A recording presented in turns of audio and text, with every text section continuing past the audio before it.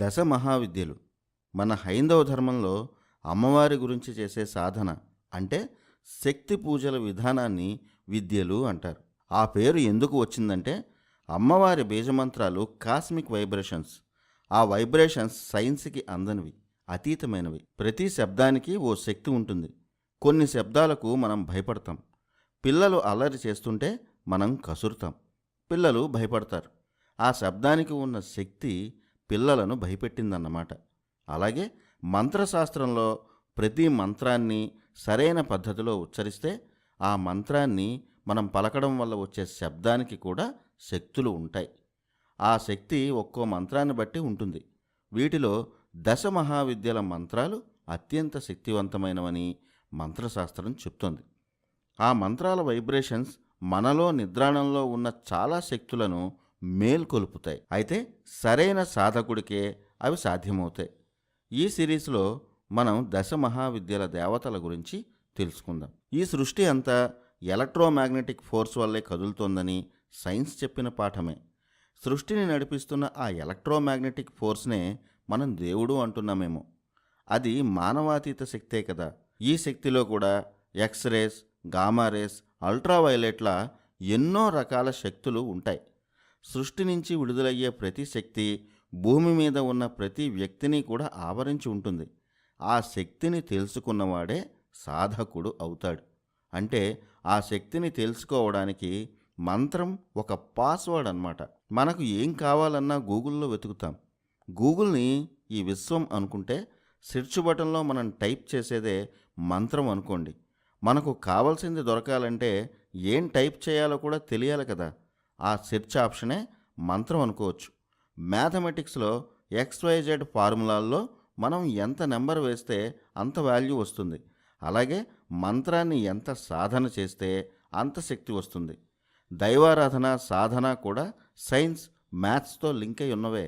ఈ మంత్రాల శక్తి ఎక్కువగా ఉన్న దైవిక శక్తులు దశ మహావిద్యలు. ఓంకారం జపిస్తే మనలో ఆ సౌండ్ వైబ్రేషన్ వల్ల కలిగే రిజల్ట్ మానసిక ప్రశాంతత. గాయత్రి మంత్రం 108 సార్లు జపిస్తే వచ్చే ఎనర్జీ వేరు. ఆ ఎనర్జీ ఏంటో ఆ మంత్ర సాధన చేసేవాళ్లకు తెలుస్తుంది. అలాగే అతీత శక్తులు అని కొన్ని ఉంటాయి. వాటి తీవ్రత, ఫలితాలు కూడా ఎక్కువే. అలాంటి శక్తుల కోసం దశమహావిద్యల సాధన చేస్తారని అంటారు. కాళిదాసు, తెనాలి రామకృష్ణ కాళికను ఆరాధించి ప్రసిద్ధ గౌలు అయ్యారు. రామకృష్ణ పరమహంస, వివేకానందులు కాళీ భక్తులు. ఓ పద్ధతి ప్రకారం సాధన చేస్తే అద్భుత జ్ఞానాన్ని కలిగించేవి దశమహావిద్యలు. జన్మనిచ్చేది తల్లి. ఈ సృష్టికి జన్మనిచ్చింది కూడా మాతృశక్తే. ఆ శక్తిని అమ్మవారు అంటున్నాం. ఆ అమ్మవారుని శక్తులను బట్టి వివిధ పేర్లతో మనం పిలుస్తూ ఉంటాం. విశ్వమంతా వ్యాపించి విశ్వాన్ని నడిపిస్తున్న ఆ శక్తి ఎన్నో కోట్ల అణుబాంబులతో సమానం. ఆ శక్తిని కళ్ళతో చూడలేం, మనసుతో మాత్రమే అనుభవించగలం. మనకు దిక్కులు ఎన్ని అంటే 4 అని ఠక్కున చెప్తాం. కానీ మనకు దిక్కులు 10. తూర్పు, పడమర, ఉత్తర, దక్షిణాలతో పాటు ఈశాన్య, వాయువ్య, ఆగ్నేయ, నైరుతిలు కలిపి 8 దిక్కులు. ఇక పై దిక్కు ఆకాశం, కిందకు చూస్తే పాతాళం. ఇవి 2 అంటే మొత్తం ఏ గ్రహానికైనా విశ్వానికైనా 10 దిక్కులు. ఈ దిక్కులు 10 శక్తులు. ఆ శక్తులనే ఆధ్యాత్మిక భాషలో దశ మహావిద్యలు అంటున్నాం. ఈ 10 మహాశక్తులు అన్ని దిక్కులను బంధించి ఉంచుతాయి. ఆ 10 దిక్కులే, ఆ 10 శక్తులే ఈ భూమిని పట్టి ఉంచుతున్న అతీత శక్తులు. మంత్రశాస్త్రంలో పురుష దేవతలను పూజించే మంత్రాలను దేవతా మంత్రాలు అంటారు. దేవీ మంత్రాలను విద్యలు అని అంటారు. అందుకే దేవీ మంత్రాలను మహావిద్యలు అంటారు. వీటిని బ్రహ్మ విద్యలను కూడా అంటారు.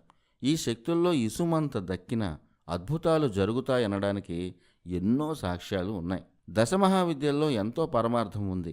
వాటిని స్వార్థ ప్రయోజనాల కోసం ఉపయోగిస్తే నష్టాలు తప్పవు. జ్ఞానం కోసం సాధన చేసిన వారు కాళిదాసులు అయ్యారు, రామకృష్ణ పరమహంసలు అయ్యారు. దశమహావిద్యలు అనగానే శత్రునాశనాలు, వశీకరణాలు ఇలాంటి నెగటివ్ థాట్స్నే బాగా ప్రచారం చేశారు. కానీ ఆ దశమహావిద్యల గురించి పూర్తిగా తెలుసుకుంటే వాటి మీద గౌరవం పెరుగుతుంది.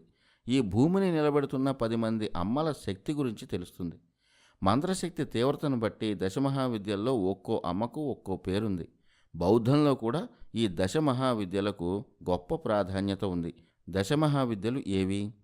కాళీ, తార, త్రిపుర సుందరి, ధూమావతి, భువనేశ్వరి, భైరవి, చిన్నమస్త, మాతంగి, బగళాముఖి, కమలాత్మిక, ఈ 10 శక్తులను దశమహావిద్యలు అంటారు. రమణ మహర్షి లాంటి గొప్ప తాత్వికవేత్తలు ఈ దశమహావిద్యలను పద్ధతిగా సాధన చేసి ఋషులయ్యారు. దశమహావిద్యల గొప్పతనాన్ని రమణ మహర్షి గారు చాలా సౌమ్య రూపంలో చెప్పేవారు. అరుణాచలంలో ఉన్న రమణ మహర్షి ఆశ్రమంలో ఎంతోమంది సాధకులు ఇప్పటికీ కనిపిస్తారు. అక్కడి సాధన కేవలం జ్ఞానం కోసం మాత్రమే. అందుకే అక్కడ ప్రతిధ్వనించే మంత్ర ప్రభావం వల్ల రమణాశ్రమంలో ఎంతో మానసిక ప్రశాంతత ఇప్పటికీ దొరుకుతుంది. అరుణాచలం రమణాశ్రమంలో విడిది చేసిన వారిని అడిగితే ఆ అనుభవాలు చెప్తారు. ఈ దశమహావిద్యలు వేటిని సూచిస్తాయి అన్న అనుమానం రావచ్చు. ఈ మహావిద్యల రూపాలు కూడా సౌమ్యంగా ఉండవు. అందుకే ఆ విగ్రహాలను పటాలను చూడగానే ఇవేవో క్షుద్రశక్తులు అనే అనుమానం వెంటనే వచ్చేస్తుంది. కానీ కాదు. నరసింహస్వామి కూడా భయంకర రూపమే. కానీ మన ఇళ్లలో ఆ స్వామిని పూజించటం లేదా? అలాగే దశమహావిద్యలు కూడా. అందుకే ముందు మనం కాళికాదేవి గురించి మొదలు పెడదాం. కాలాన్ని నడిపించే శక్తి, కాలాన్ని మార్చే శక్తి కాళిక. ఈ భూగోళానికి కర్కట రేఖ కాలరేఖ. గ్రీనిచ్ మీన్ టైం అని ఇప్పుడు అంటున్నాం, కానీ ఈ భూమికి అసలైన టైం లైన్ ఉజ్జయిని. ఉజ్జయిని నుంచే కర్కట రేఖ వెళ్తోంది. అక్కడున్న పరమేశ్వరుడి పేరు మహాకాళేశ్వరుడు. అమ్మవారు మహాకాళి. కాలాన్ని నడిపించేవారు కాబట్టే వారికి ఆ పేర్లు వచ్చాయి. ఉజ్జయినిలో కాలాన్ని నియంత్రించే శక్తి ఉందనడానికి సాక్ష్యాలు ఉన్నాయి. ఏదైనా చెడు జరిగితే మన నుంచి మనకు తెలియకుండానే వచ్చే మాట టైం బాగోలేదని. టైం బాగోలేదు అంటే అర్థం ఎవరికీ తెలీదు, కానీ అంటాం. ఆ మాట అనిపించేదెవరు? కాళి. కాలం మారితే మన టైం కూడా బాగుంటుందనేగా దాని అర్థం. ఆ కాలాన్ని మార్చే శక్తి పేరు కాళి. మనకు అనుకూలంగా టైమును మార్చే శక్తి కాళి. మరి ఎందుకా భయంకర రూపం? అది భయంకర రూపం కాదు, కాలాన్ని సూచించే రూపం. టైం అవగానే ఎవరైనా వెళ్ళిపోవాల్సిందే. అందుకు సూచికగా పుర్రెలుంటాయి. అలా ఒక్కో దానికి ఒక్కో అర్థం ఉంది. దశమహావిద్యలు కూడా ఒక్కోటి ఒక్కో శక్తిని కలిగి ఉంటాయి. కాళీ, చిన్నమస్త కాలాన్ని శాసిస్తాయి. తార, మాతంగి మంచి వాక్కుని, జ్ఞానాన్ని ఇస్తాయి. త్రిపుర సుందరి, కమలాత్మిక ఐశ్వర్యానికి, ఆనందానికి, అందానికి ప్రతీకలు. భువనేశ్వరి, ధూమవతి మనలో ఉన్న మానసిక శక్తిని 100 రెట్లు పెంచుతాయి. భైరవి, బగళాముఖి పరిస్థితులను మార్చేస్తాయి. గతిశక్తి, స్థితిశక్తిని కంట్రోల్ చేస్తాయి. ఇవి దశమహావిద్యల శక్తులు. వీటిలో కాలానికి అధిపతి కాళీ, కాళేశ్వరుడు. వీరి అంతఃశక్తి అయిన కాలభైరవుడు. కాలశక్తిని చూడాలంటే కాలభైరవుడు దారి చూపిస్తాడు. అంటే కాలభైరవుడి ఆరాధన వల్ల మన బ్యాడ్ టైంని మార్చుకోవచ్చు. కానీ వీటి ఆరాధనకు సరైన మంచి జ్ఞాని అయిన గురువు కావాలి. ఎవరైతే నిరాడంబరంగా ఒక యోగిలా కనిపిస్తారో వారే అసలైన గురువులు. వారిని వెతికి పట్టుకోవడం కూడా కష్టమే. ఇలాంటి గురువులు హిమాలయాల్లోనూ, వారణాసి, కామాఖ్య లాంటి చోట్ల కనిపిస్తూ ఉంటారు. వారు కూడా అంత తొందరగా శిష్యులను అంగీకరించరు. ఈ శక్తులు మనకు కనిపించే క్యాలెండర్ ఫోటోలు కావు. మనకు అర్థం కావడానికి ఆ రూపాలు అంతే. ఇవన్నీ సృష్టిని, స్థితిని నడిపించే అతీత శక్తులు. సైన్స్ భాషలో చెప్పాలంటే బయలాజికల్ క్లాక్ ప్రకారం నడిచే ఎక్స్ట్రీమ్ వేవ్స్. దశమహావిద్యల్లో మొదటిది కాళీ. కాలం అనే మాట నుంచి కాళీ పుట్టింది. ఈమె అవతారం గురించి వేదాల్లోనూ కనిపిస్తుంది. దేవీ భాగవతం పురాణాల్లో కాళికాదేవి గురించి ఎన్నో కథలు ఉన్నాయి. గొప్ప భక్తుడైన రామకృష్ణ పరమహంసను కాళికాదేవి తల్లిలా లాలించిందన్నది కథ కాదు, నిజమే. ఆ శక్తితోనే రామకృష్ణ పరమహంస వివేకానందుడి లాంటి గొప్ప శిష్యుడిని అందించగలిగారు. సృష్టి ఆరంభంలో బిగ్ బ్యాంగ్ లాంటి పేలుడు జరిగినప్పుడు ఆ కోర్ ఎనర్జీ సృష్టి నాభి దగ్గర ఉంది. ఆ కోర్ ఎనర్జీనే మనం బ్రహ్మ అన్నాం. విస్తరిస్తున్న విశ్వాన్ని విష్ణువు అన్నాం. అంత పెద్ద కోర్ ఎనర్జీలో నెగిటివ్ ఎనర్జీస్ కూడా పుడతాయి కదా. అలా విష్ణువు నుంచి మధుకైటభులు అనే రాక్షస శక్తులు ఉద్భవించాయి. ఆ శక్తులు కోర్ ఎనర్జీ అయిన బ్రహ్మను డిస్టర్బ్ చేయడం మొదలుపెట్టాయి. అంటే కంప్యూటర్ పరిభాషలో వైరస్లా అన్నమాట. ఇప్పుడు యాంటీవైరస్ కావాలి కదా. ఆ యాంటీవైరస్ వైరస్ కన్నా గొప్ప శక్తి కలిగి ఉండాలి కదా. అప్పుడు మధుకైటబులు అనే రాక్షస మాయను సంహరించడానికి కాలం పుట్టింది. ఆ కాలం నుంచి పుట్టినదే కాళి. కాలాన్ని మార్చి ఆ కాలంలో మధుకైటబులే లేకుండా చేసి మళ్ళీ విశ్వశక్తి విష్ణువు కోర్ ఎనర్జీ అయిన బ్రహ్మ చేస్తున్న ఈ సృష్టి అనే ప్రోగ్రామింగ్ని రీబూట్ చేసిన శక్తి కాళి. అందుకే పురాణాల్లో కాళికాదేవిని ఎలా వర్ణించారంటే మహాప్రళయ కాలంలో కాలతాండవం చేసిన శక్తి కాళి అన్నారు. అంటే ఈ విశ్వాన్ని నడిపించే కాలానికి అధిపతి కాళి. ఈ విశ్వాన్ని నడిపించే కోర్ ఎనర్జీని భరించడం కష్టం కదా. అందుకే కాళికాదేవి శక్తిని బ్యాలెన్స్ చేయడానికి శివుడు వచ్చాడు. నీ శక్తి వల్ల ఈ విశ్వం అల్లాడిపోతోంది, ఆ శక్తిని తగ్గించేందుకు నా దేహంపై కాలుమోపు అని శివుడు కాళికను కోరాడు. అలా కాళిక శివుడి దేహంపై తన కాలు ఉంచింది. అంటే అంటే కాళికాదేవి శక్తిని న్యూట్రలైజ్ చేసిన శక్తి శివం. ఇప్పుడు ఈ విశ్వాన్ని అర్థం చేసుకోండి. ఆదిశక్తి లాంటి పరమాణువు నుంచి విశ్వం పుట్టింది. ఆ విశ్వం పెరగడమే విశ్వరూపం అంటే విష్ణువు. ఆ విశ్వాన్ని నడిపించే కోర్ ఎనర్జీనే బ్రహ్మాండం అంటే బ్రహ్మ. ఈ బ్రహ్మాండాన్ని నడిపించే కాలమే కాళి. ఈ విశ్వంలో ఉండే ప్రమాదకరమైన శక్తులను తనలో లయం చేసుకుని న్యూట్రలైజ్ చేసే లయకారుడే శివుడు. ఇవన్నీ ఆయా శక్తుల పేర్లు. అందుకే కాళికాదేవి విగ్రహాన్ని ఈసారి చూసినప్పుడు యూనివర్సల్ థియరీతో చూడండి.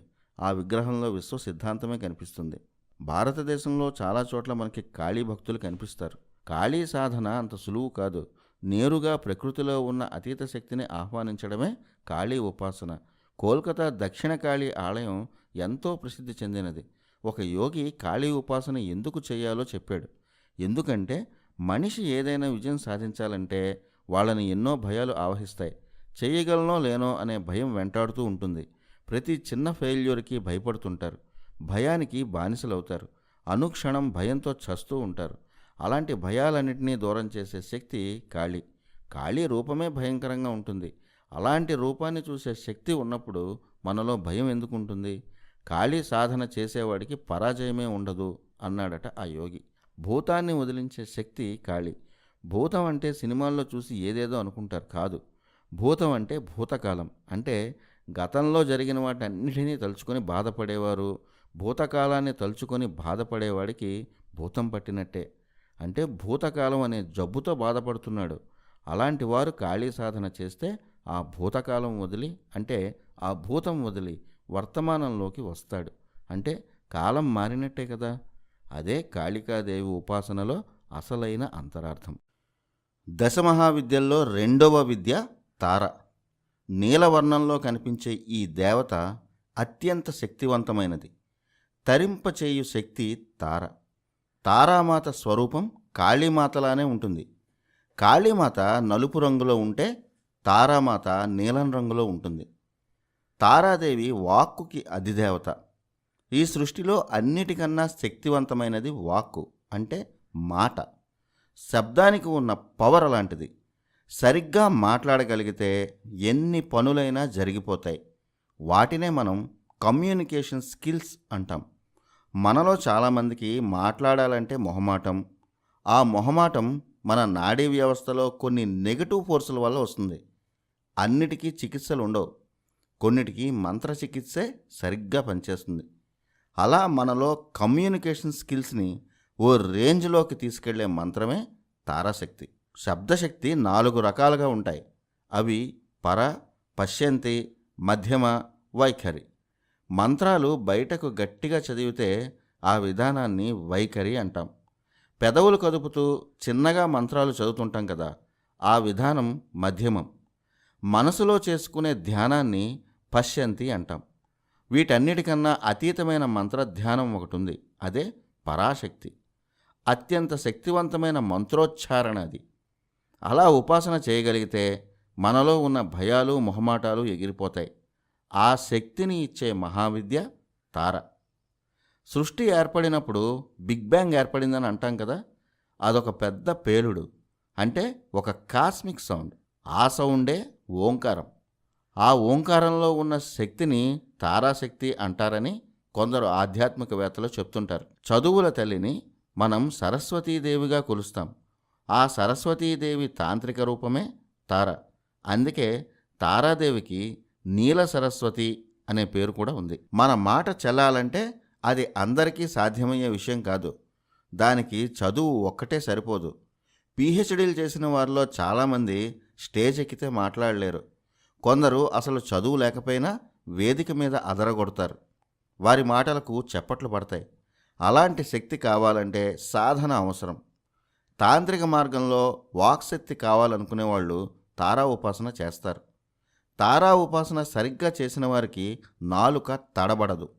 ఎంతసేపైనా ఆకట్టుకునేలా ప్రసంగించగలరు. ఈ తారా ఉపాసన ఉత్తర భారతదేశంలో ఎక్కువ. ఈ మహావిద్య కాస్త విచిత్రమైనది. తారామంత్ర ఉపదేశాన్ని ఎక్కువగా స్త్రీల ద్వారానే తీసుకుంటారు. తారామంత్ర పంచాక్షరిలో కూడా స్త్రీం అనే బీజాక్షరం ఉంటుంది.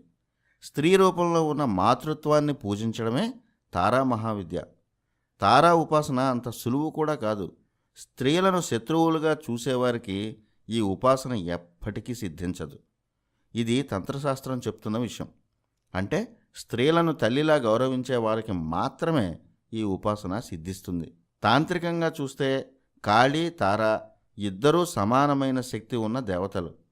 ముందరి ఎపిసోడ్లో చెప్పుకున్నట్టు కాళీ శక్తిని శాంతింపచేసేందుకు ఆ పరమశివుడు శిశురూపంలోకి మారాడు. ఆయన మీద కాళీ కాలు వేసి తనలో శక్తిని నియంత్రించుకుంటుంది. మరి తారా మహావిద్య కథ క్షీరసాగర మథనంలో కనిపిస్తుంది. క్షీరసాగర మథనంలో హాలహలం పుట్టింది.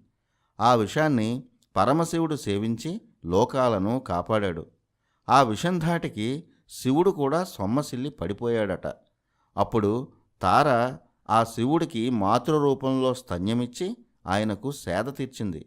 అంటే సాక్షాత్ ఆ శివుడికే తల్లి లాంటిది తారామాత. పశ్చిమ బెంగాల్లో తారాపీఠ్ అని ఒక సుప్రసిద్ధ క్షేత్రం ఉంది. అక్కడ తారాదేవి ఒడిలో శిశువులా పాలు తాగే శివుడి విగ్రహం కనిపిస్తుంది.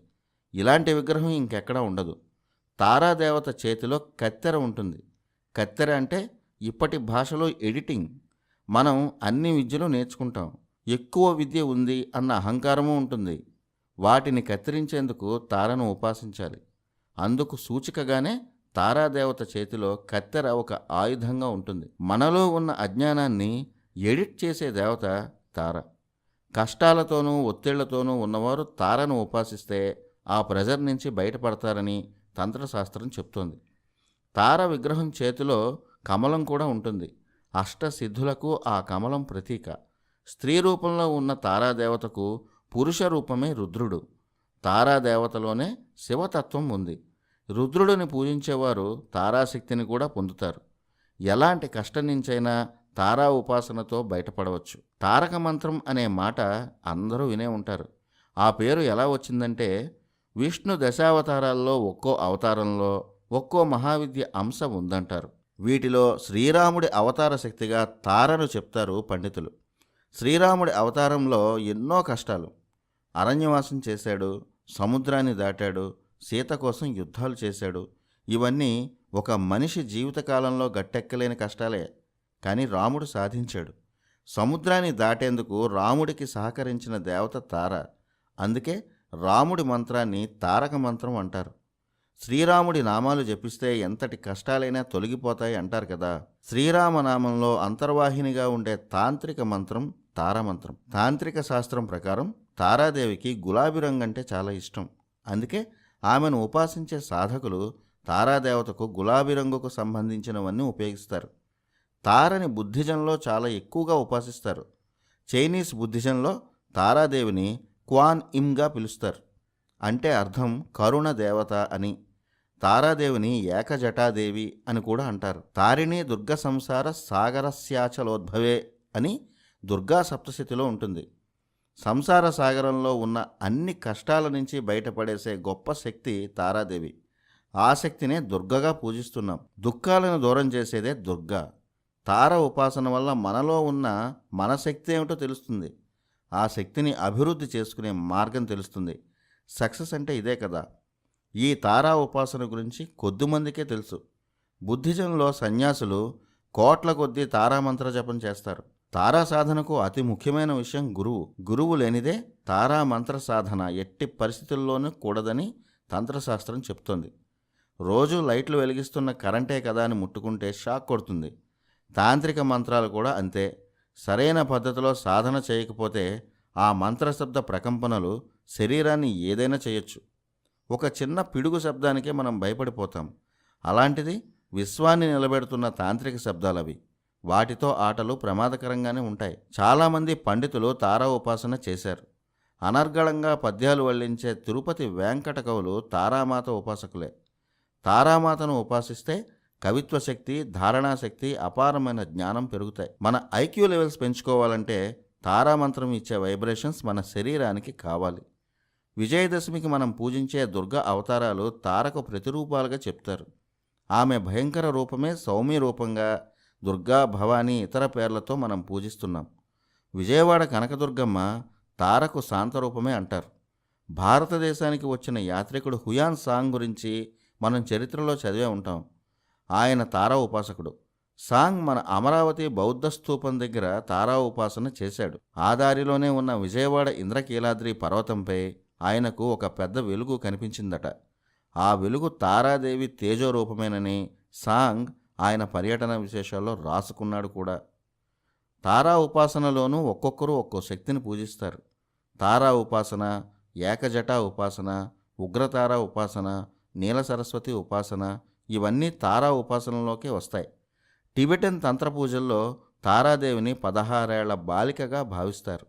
మన పూజా విధానాల్లో షోడశి పూజకు ఇది దగ్గరగా ఉంటుంది. షోడశి అంటే 16. లైఫ్ కన్ఫ్యూజన్లో ఉన్నప్పుడు, జీవితంలో అత్యంత కఠిన పరిస్థితులు ఎదురవుతున్నప్పుడు తారాదేవి ఉపాసన చక్కటి ఫలితాలు ఇస్తుందని మంత్రశాస్త్రం చెబుతుంది. సాక్షాత్ పరమశివుడికే విషం బాధ నుంచి ఉపశమనం ఇచ్చిన శక్తి తార. ముఖ్యంగా బౌద్ధంలో తారకు ఉన్నతమైన స్థానం ఉంది. హిమాలయాల్లో ఇప్పటికీ తారా ఉపాసకులు ఎంతోమంది కనిపిస్తారు. హిమాలయాల్లో క్రూర మృగాలు కనిపిస్తే ఇప్పటికీ అక్కడి సన్యాసులు తారామంత్రాన్ని ఉపాసిస్తారు. ఆ తర్వాత ఆ మృగాలు వెళ్ళిపోతాయని టిబెట్ సన్యాసులు చెప్తుంటారు. అంతటి శక్తి తారాదేవికి ఉంది. మన దేశంలో తారాదేవి దేవాలయాలు బెంగాల్లో, అసోంలో కామాఖ్య, హిమాలయ ప్రాంతాల్లో, నేపాల్, టిబెట్లలో ఉన్నాయి. మన సాంప్రదాయంలో శ్రీవిద్యా ఉపాసనలో శ్రీచక్ర ఆవరణ దేవతల్లో ఒకరైన తారిణిగా పూజించేది తారాశక్తినే. ఇది దశమహావిద్యల్లో 2వ శక్తి అయిన తారాదేవి వివరాలు. దశమహావిద్యల్లో 3వ మహావిద్య త్రిపుర సుందరి. పేరుకు తగ్గట్టే అద్భుతమైన సుందర రూపంతో ఆమె దర్శనమిస్తుంది. విశ్వాన్ని పాలించే దేవత కాబట్టి ఆమెకు త్రిపుర సుందరి అనే పేరు వచ్చింది. లోకాన్ని పాలించే శక్తి ఈమె. మనం నిత్యం పూజించే లలిత అమ్మవారు వేరెవరో కాదు, త్రిపుర సుందరీదేవే. లలితా సహస్రనామాల్లో ఈ దశమహావిద్యల నామాలు వివిధ రూపాల్లో మనకు కనిపిస్తూ ఉంటాయి. నిత్యం లలితా సహస్రనామం చేసేవారిలో తేజస్సు ఉంటుంది. అది మనం స్పష్టంగా గమనించవచ్చు. ఈ త్రిపుర సుందరీదేవి ఎవరు, ఆ శక్తి వెనక ఉన్న టెక్నికల్ విషయాలను కూడా తెలుసుకుందాం. దశమహావిద్యలు అంటే ఏంటో ముందరి ఎపిసోడ్లలో కొంత చెప్పుకుందాం. ఈ సృష్టి గతి తప్పకుండా నిలబెడుతున్న 10 అతీత శక్తులే దశమహావిద్యలు. పురుష దేవతల ఆరాధనను దేవతా ఆరాధన అంటారు. స్త్రీ దేవతల ఆరాధనను, ఉపాసనను మహావిద్యలు అంటారు. దశమహావిద్యల్లో 3వ మహావిద్య త్రిపుర సుందరి. ఈ మహావిద్యల్లో చాలా శక్తులు భయంకరమైన రూపాల్లో ఉంటాయి. కానీ త్రిపుర సుందరి, కమలాత్మిక ఈ 2 రూపాలు మాత్రం సౌమ్యం, సౌందర్యం కూడా.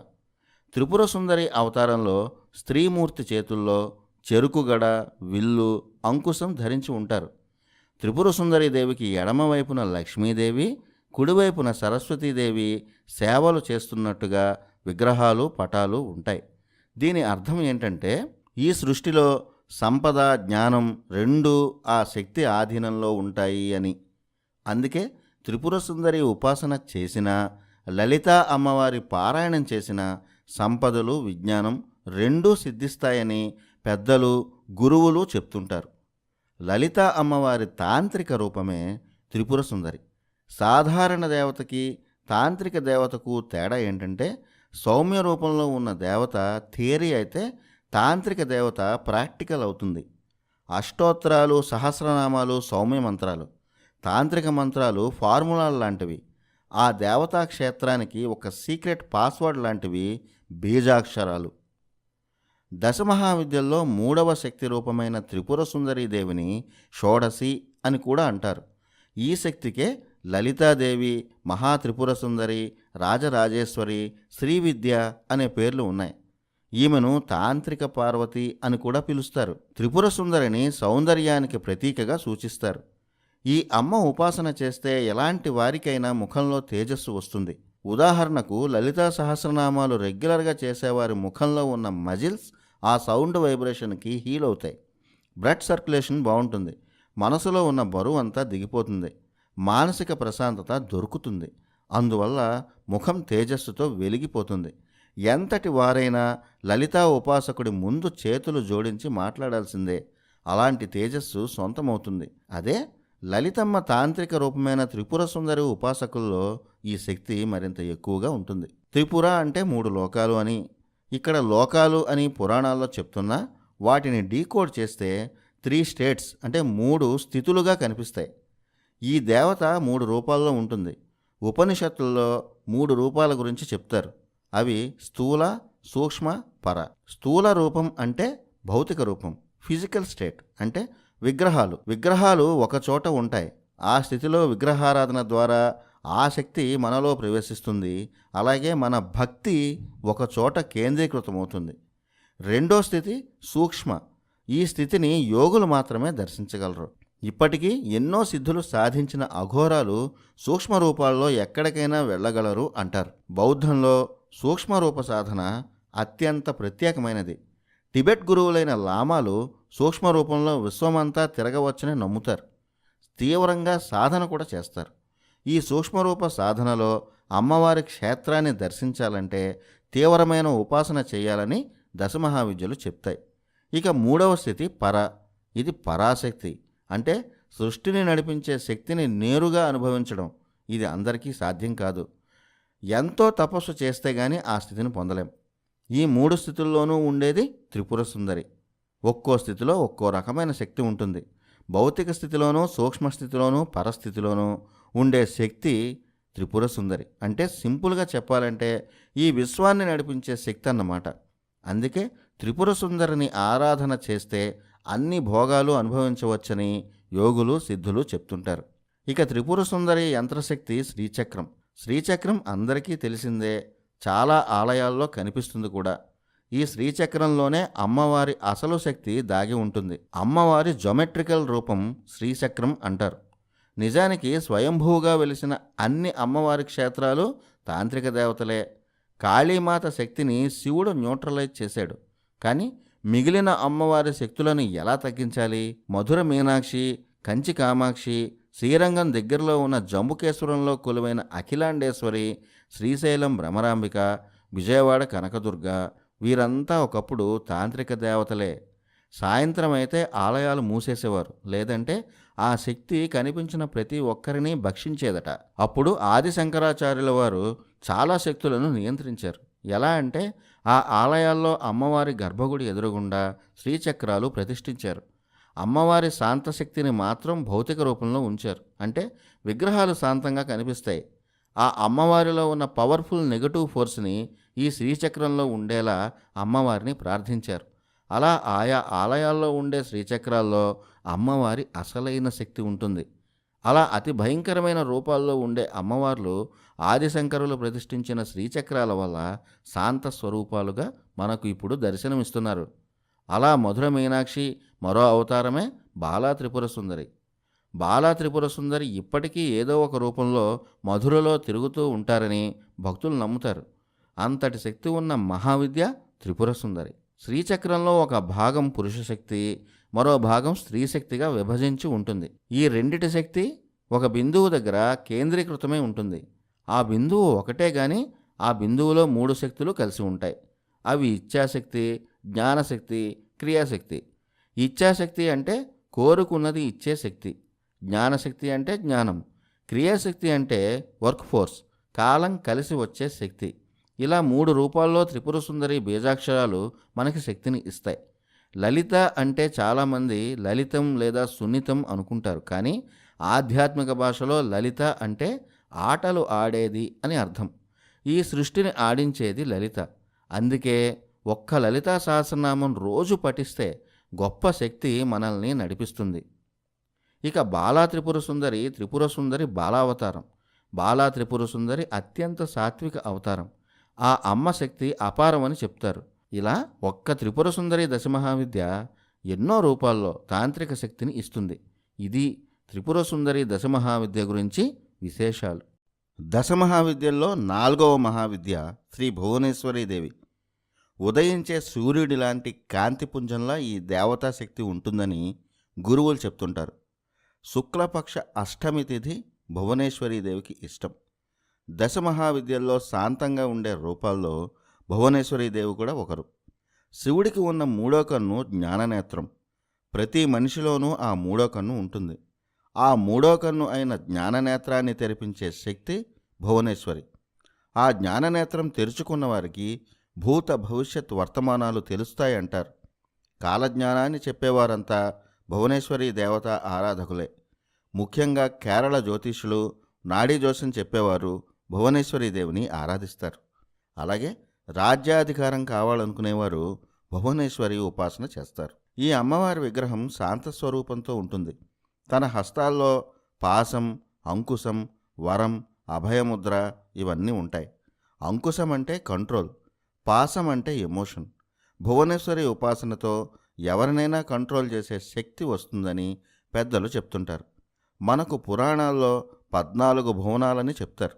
ఆ 14 భువనాలకు అధిపతి భువనేశ్వరి.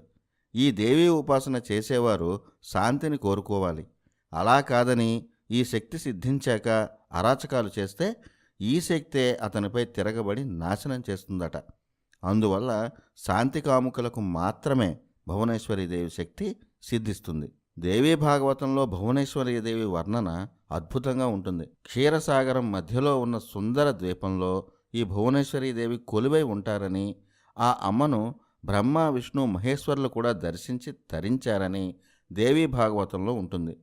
ఈ మాతకు ఎరుపు అంటే చాలా ఇష్టం. ఇది కూడా దేవీ భాగవతంలో ఉన్నదే. ఎర్రని మాలలు ధరించి ఎర్రచందనం పూసుకొని కోటి కాంతులతో ప్రకాశించే శక్తి భువనేశ్వరీదేవి.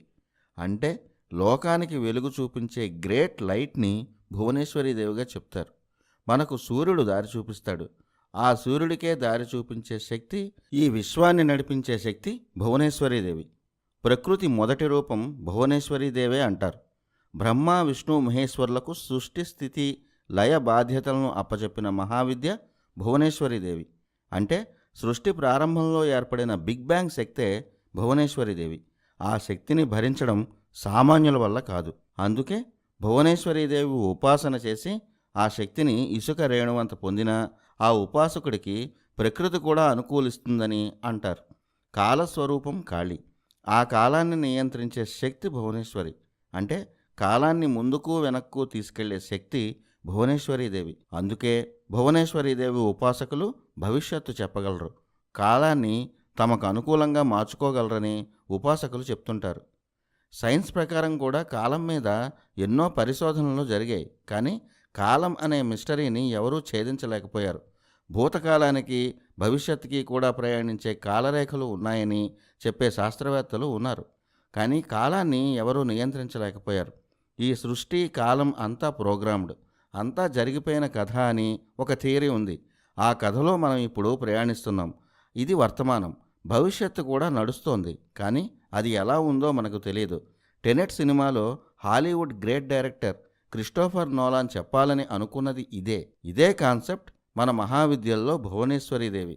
భువనాన్ని, భూత భవిష్యత్ వర్తమానాలను కాలచక్రంతో నడిపించే శక్తి భువనేశ్వరీదేవి. ఈ భువనేశ్వరి అంశతో పుట్టిన స్త్రీ అదితి.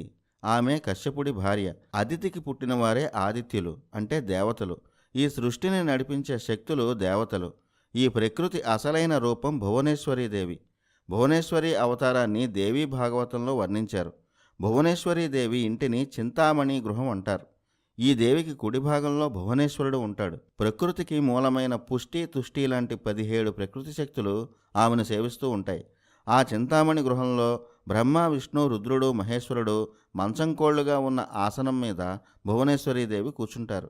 ఈ కథను డీకోడ్ చేస్తే సమస్త విశ్వాన్ని నడిపించే శక్తి భువనేశ్వరీదేవి అని అర్థం చేసుకోవాలి. భువనేశ్వరీదేవికి ఇష్టమైన ప్రసాదం పాయసం. లలితా సహస్రనామాల్లో కూడా ఆమెకు ఇష్టమైన ప్రసాదాల్లో పాయసాన్నం అని ఉంటుంది. భువనేశ్వరి బీజాక్షరాల్లో ముఖ్యమైనది హ్రీం. ఈ బీజాక్షరాన్ని మాయాబీజం అంటారు. ఈ బీజాక్షరాన్ని పలకాలంటే మనం చాలా శక్తిని వినియోగించాల్సి వస్తుంది. బీజాక్షరాల్లో శక్తివంతమైన అక్షరం హ్రీం అంటారు. అందుకే మంత్రశాస్త్రంలో ఈ బీజాక్షరాన్ని హృల్లేఖ అంటారు.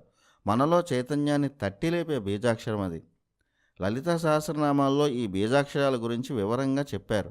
ఒక్క బీజాక్షరం పలికేటప్పుడు శరీరంలో ఏర్పడే స్పందన, విడుదలయ్యే శబ్దశక్తి మనలో కొత్త శక్తులను నిద్రలేపుతాయి. లలితా సహస్రనామంలో ఉన్న 1000 నామాల్లో చాలా విశేషాలు ఉన్నాయి. అమ్మవారి రూపాల నుంచి పూజా విధానాల వరకు లలితా సహస్రనామాల్లో అన్నీ ఉంటాయి. లలితా నామాల్లోనే చంద్రవిద్య, భానువిద్య, భువనేశ్వరి విద్య, ఇలా ఎన్నో శక్తులు, వాటి సాధన గురించి ఉంటుంది. లలితా సహస్రనామాన్ని నిత్యం పఠిస్తే శ్రీవిద్యా సాధన చేసినంత ఫలితం ఉంటుంది. ఇక బీజాక్షరాల విషయానికి వస్తే సాధారణంగా 1 నుంచి 10 అక్షరాలు ఉన్న మంత్రాలను బీజమంత్రాలు అంటారు. 11 నుంచి 21 అక్షరాలు ఉంటే మంత్రాలు అంటారు. 21 అక్షరాలు మించి ఉంటే వాటిని మాలా మంత్రాలు అంటారు. ఈ మాలా మంత్రాలనే ఖడ్గమాలా స్తోత్రాలు అని కూడా అంటారు.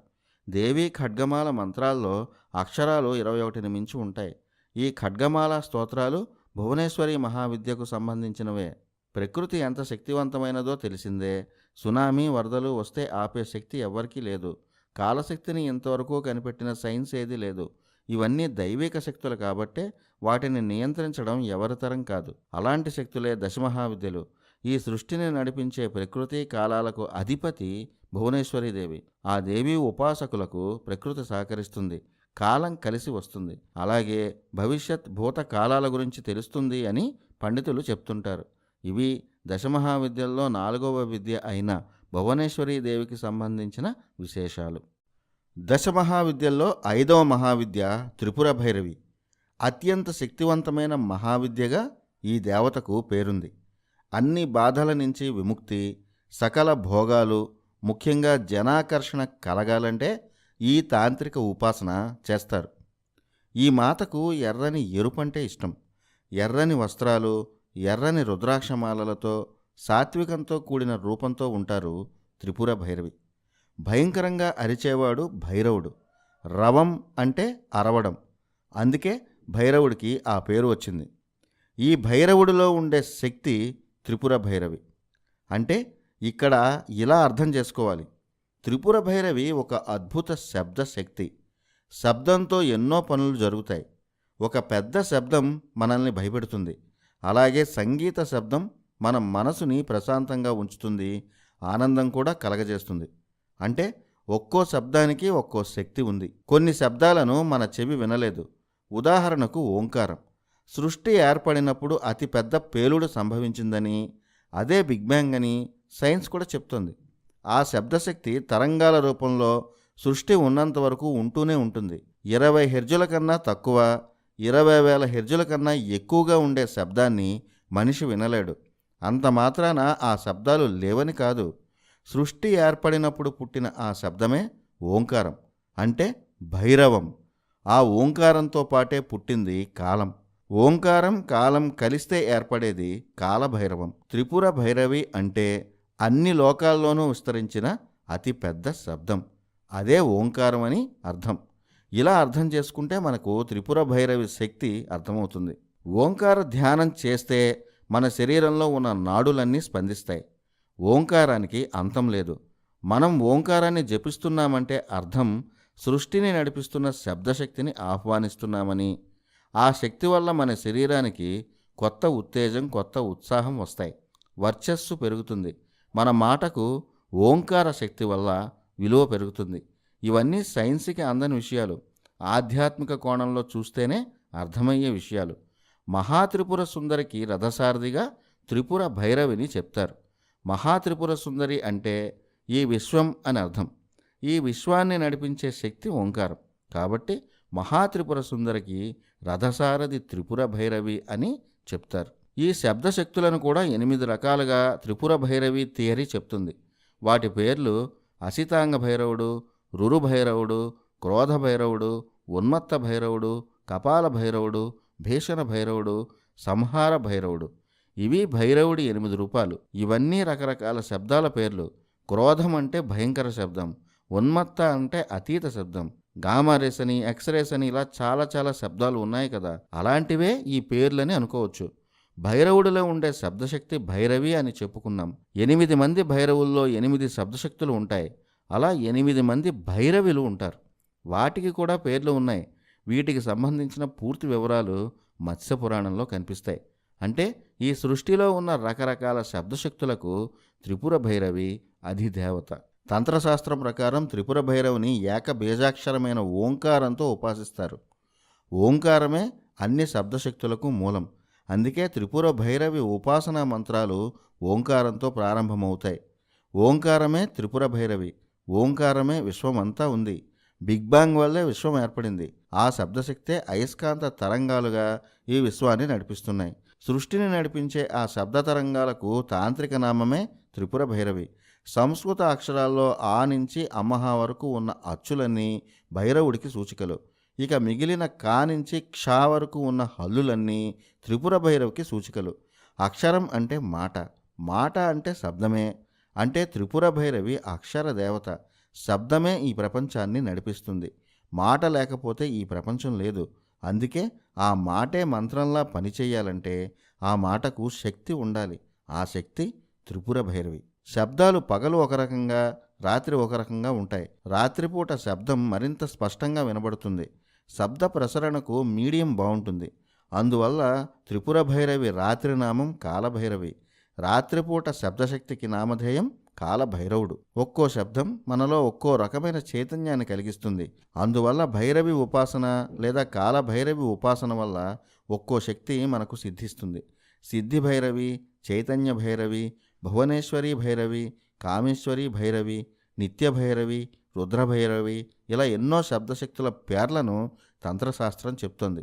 వీటిలో సిద్ధి భైరవి, నిత్య భైరవులను సాక్షాత్తు శివుడు ఉపాసిస్తాడట. ఈ 2 భైరవి ఉపాసన విద్యలు లయాన్ని సూచిస్తాయన్నమాట. అత్యంత కఠినమైన శబ్దశక్తులను ఈ విద్యలు సూచిస్తున్నాయి. రుద్రభైరవిని విష్ణువు ఉపాసిస్తాడని తంత్రశాస్త్రం చెప్తోంది.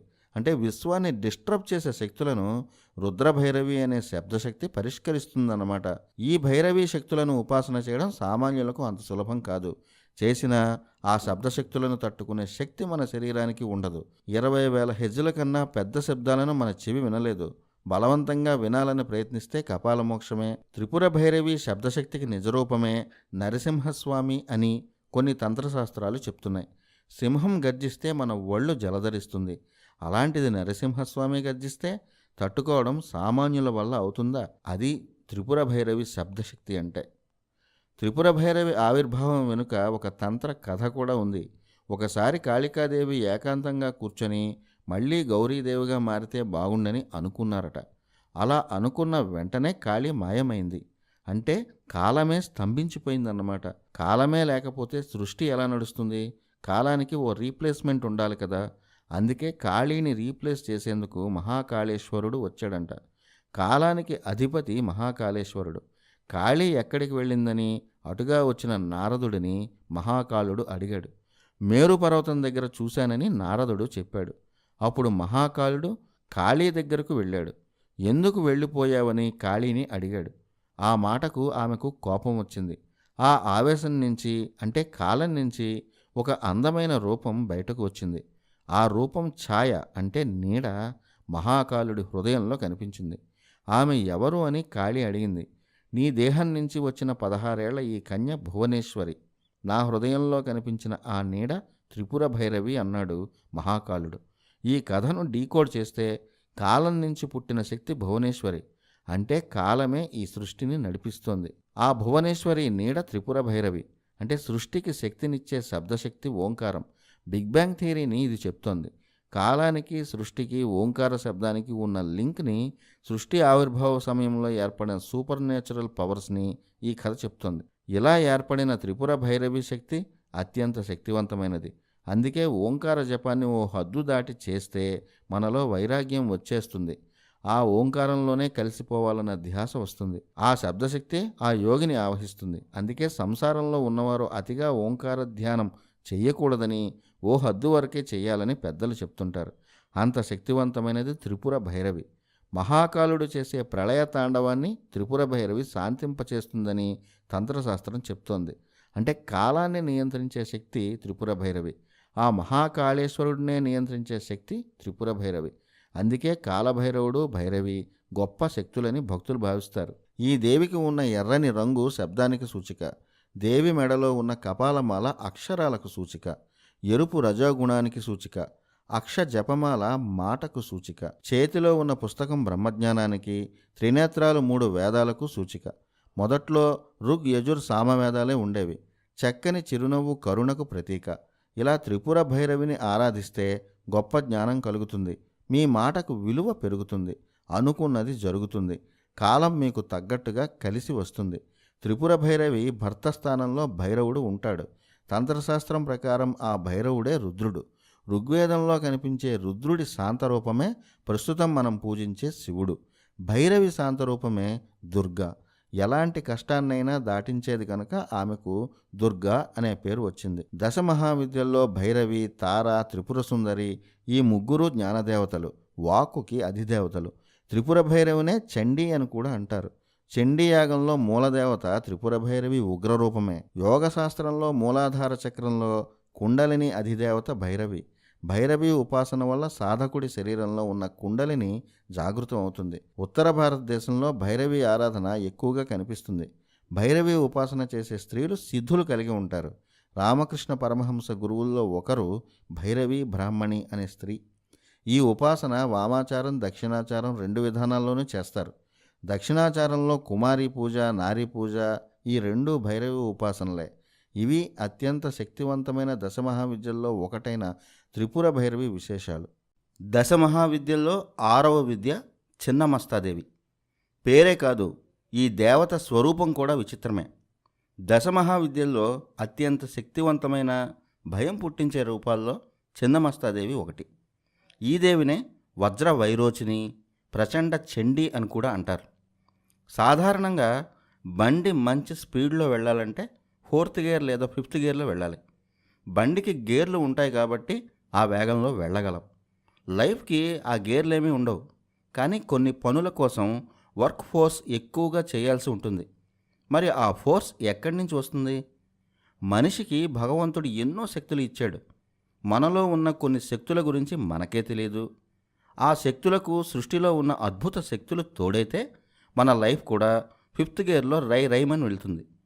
అలా మనం చేయలేని, మనకు సాధ్యం కాని పనులు చేసేందుకు మన జీవితంలో గేర్ మార్చే శక్తే చిన్నమస్త. దశమహావిద్యలన్నీ ఇలాంటివే. కాకపోతే ఒక్కో శక్తి ఒక్కో రకమైన ఫలితాన్ని ఇస్తాయి. మనం చెప్పుకున్నాం 10 దిక్కులు 10 మహావిద్యలు అయ్యాయని. విశ్వాన్ని నడిపించే అతీత శక్తులు దశమహావిద్యలు. చిన్నమస్త రూపమే భయంకరం. నరికేసిన శిరస్సు ఒక చేతిలో ఉంటుంది. మిగిలిన ముండెల్లోంచి 3 రక్తం ధారలు పైకి చిమ్ముతూ ఉంటాయి. ఆ 3 ధారల రక్తం చేతిలో ఉన్న శిరస్సులో, పక్కనే ఉన్న వర్ణిని, ఢాకిని అనే యోగినుల నోళ్లలో పడుతుంటాయి. కత్తెర చేతిలో ఉంటుంది. తల మీద నాగరాజు అలంకారంగా ఉంటాడు. దిగంబర దేహంతో 3 కళ్లతో నిలబడి దర్శనమిచ్చే భయంకర రూపం చిన్నమస్త.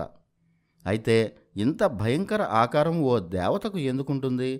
ఏ విషయాన్నైనా అర్థం చేసుకోవాలంటే అందుకు చిత్రాన్ని మించిన భాష లేదు. మనకు టెక్స్ట్ బుక్లో పాఠాలు గుర్తుండవు, కానీ ఒక్కసారి సినిమా చూస్తే డైలాగులతో సహా అన్నీ గుర్తుంటాయి. కారణం, చిత్రం మెదడులో స్టోర్ అయిపోతుంది, ఎప్పటికీ గుర్తుండిపోతుంది. అందుకే 10 ఏళ్ల క్రితం చూసిన సినిమా కూడా గుర్తుంటుంది. అలా దశమహావిద్యల ఆంతర్యాన్ని గుర్తుపెట్టుకునేందుకు ఆనాటి మహర్షులు, యోగులు ఆ దేవతా శక్తులను చిత్రాల రూపంలో అందరికీ అందించారు. చిన్నమస్త రూపాన్ని తీసుకోండి. ఒక్కసారి ఆ పటాన్ని లేదా విగ్రహాన్ని చూస్తే ఇక జీవితంలో మర్చిపోరు. అలాంటి రూపం అది. ఈ చిత్రంలో చాలా అర్థం ఉంది. ఆ అర్థం తెలియాలంటే ముందు చిన్నమస్త కథను తెలుసుకోవాలి. ప్రాణతోషి తంత్రం అని ఒకటి ఉంది. అందులో చిన్నమస్త కథ ఉంది. ఒకసారి పార్వతీదేవి తన సహచరులతో కలిసి స్నానం చేస్తున్నారు. గంగలో స్నానం చేశాక ఆమెలో ఇచ్ఛాశక్తి ఒక్కసారిగా పెరిగింది. ఆ శక్తి వల్ల పార్వతి నల్లగా మారిపోయింది. ఇంతలో ఆమె సహచరులు ఆకలి వేస్తోందని పార్వతిని విసిగించారు.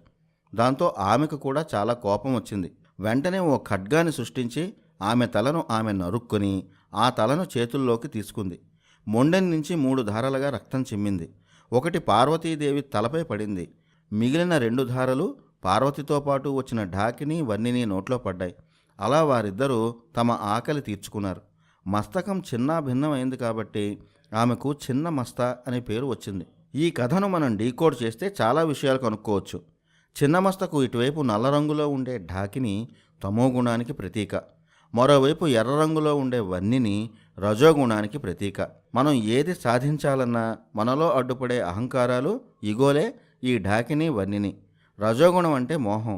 దేని మీదైనా వ్యామోహం పెంచుకుంటే అదే వ్యసనం అవుతుంది. వ్యసనాల్లో ఉన్నవారు ఏదీ సాధించలేరు. ఇక తమోగుణం అంటే అజాగ్రత్త, అవివేకం, మతిమరుపు, నిర్లక్ష్యం.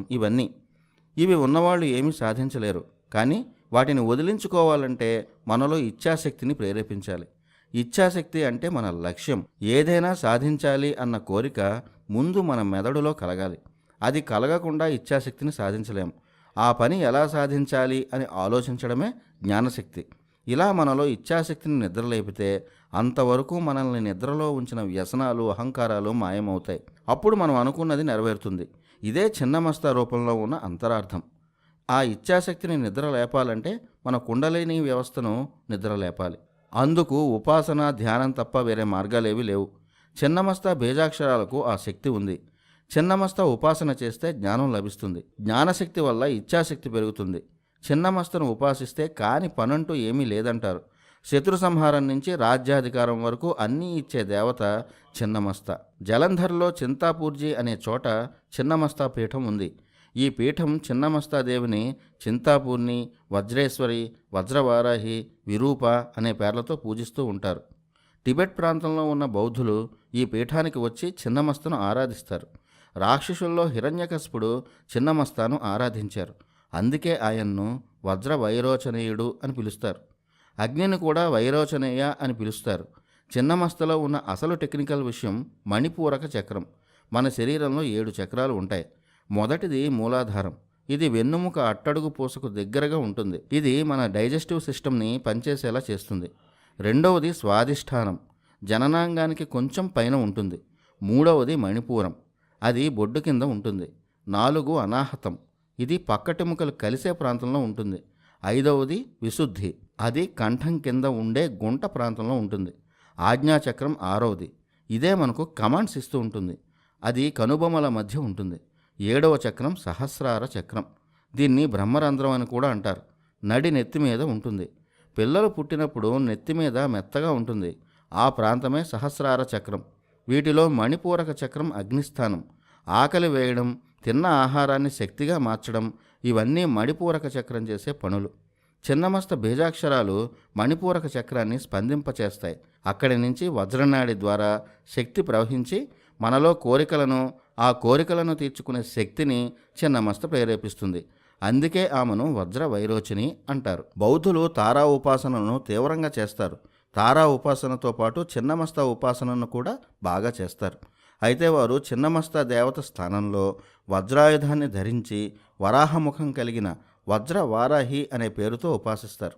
బుద్ధుడు కూడా చిన్నమస్త ఉపాసన చేసి తనలో ఉన్న కామాన్ని జయించాడని బౌద్ధులు చెప్తుంటారు. మనలో ఉన్న కామక్రోధాలను జయించాలంటే చిన్నమస్త ఉపాసన చేయాలంటారు. అందువల్ల తారా చిన్నమస్త ఉపాసన చేస్తే వచ్చే ఫలితాలు ఒకలాంటివే. రమణ మహర్షి అనుచరుడైన కావ్యకంఠ గణపతి ముని చిన్నమస్తాదేవిని తీవ్రంగా ఉపాసించారు. ఆ దేవి ఇంద్రుడి శక్తి అని ఆయన చెప్పారు. చిన్నమస్తనే ప్రచండ చండీగా ఆరాధిస్తారు. ప్రచండ చండీ త్రిశతి పేరుతో 300 శ్లోకాలను కావ్యకంఠ గణపతి ముని రచించారు. ఆ దేవి దయతోనే గణపతి మునికి ఎన్నో సిద్ధశక్తులు వచ్చాయని ఆయనే చాలాసార్లు చెప్పుకున్నారు. చిన్నమస్తాదేవి ఉపాసన వల్ల కపాల భేదనం జరుగుతుంది. అందువల్ల వారికి పూర్వజన్మల గురించి తెలుస్తుంది. ఊహ తెలియని సమయంలో చంటిపిల్లల నెత్తిమీద బ్రహ్మరంధ్రం తెరిచే ఉంటుంది. మనం చెయ్యి పెడితే ఆ విషయం తెలుస్తుంది కూడా. ఆ సమయంలో వారికి గత జన్మలు గుర్తుంటాయట. ఆ రంధ్రం కొన్నాళ్లకు మూసుకుపోతుంది. ఆ తర్వాత అన్నీ మర్చిపోతారు. అలా చిన్నమస్త ఆరాధన వల్ల భూత భవిష్యత్ వర్తమానాలు తెలుస్తాయని, ఆ అనుభవం తనకు కలిగిందని కావ్యకంఠ గణపతి ముని చెప్పేవారు. ఈ విద్యా ప్రభావంతోనే రమణ మహర్షి గత జన్మలో సుబ్రహ్మణ్య స్వామి అవతారమని, అందరూ ఆయనను భగవాన్ రమణ మహర్షి అని పిలవాలని ఆదేశించారు. గణపతి ముని చెప్పిన వివరాల ప్రకారం కాళీ, చిన్నమస్త టెక్నికల్గా ఒకే రకమైన శక్తులు. అయితే కాళీదేవి శరీరమంతా ప్రవహించే కరెంటు లాంటిది. వెన్నుని, కుండలిని, చైతన్యం కలిగించే సుషుమ్న నాడిని ఉత్తేజం చేసే శక్తి చిన్నమస్త. అందుకే చిన్నమస్త ఆకారం, రూపం రెండూ మానవ శరీరంలో నాడీ శక్తులకు ప్రతిరూపాలని చెప్తారు. ఈ దేవి పక్కనున్న యోగినులు డాకిని ఇడానాడిగా, వన్నిని పింగళనాడిగా, మధ్యలో ఉన్న చిన్నమస్తను సుషుమ్నా నాడిగా చూడాలని చెప్తారు. హ్యూమన్ అనాటమీలో శరీరాన్ని నడిపించే శక్తే చిన్నమస్త అని ఈ వివరణ ద్వారా అర్థం చేసుకోవాలి. ఇంకా సులభంగా అర్థమయ్యేలా చెప్పాలంటే రేణుకామాత గురించి చెప్పాలి. పరశురాముడు తండ్రి జమదగ్ని, ఆయన భార్య రేణుక.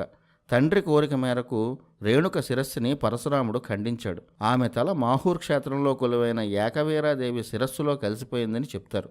అష్టాదశ శక్తిపీఠాల్లో మాహూర్ ఒకటి. రేణుకాదేవి కంటే ముందుగా వెలసిన దేవత. ఆ రేణుకాదేవినే మన పల్లెల్లో రేణుకా ఎల్లమ్మగా పూజిస్తారు. రేణుకా ఎల్లమ్మ ఎవరో కాదు, చిన్నమస్తాదేవికి మరో రూపమే.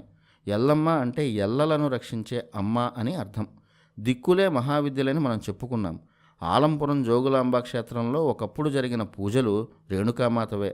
ఆలంపురం జోగులాంబ క్షేత్రంలో ఇప్పటికీ రేణుకాదేవి చిత్రాలు ఉంటాయి. ఇవి దశమహావిద్యల్లో శక్తివంతమైన చిన్నమస్త గురించి వివరాలు. దశమహావిద్యల్లో 7వది అత్యంత చిత్రమైన రూపం ధూమావతి.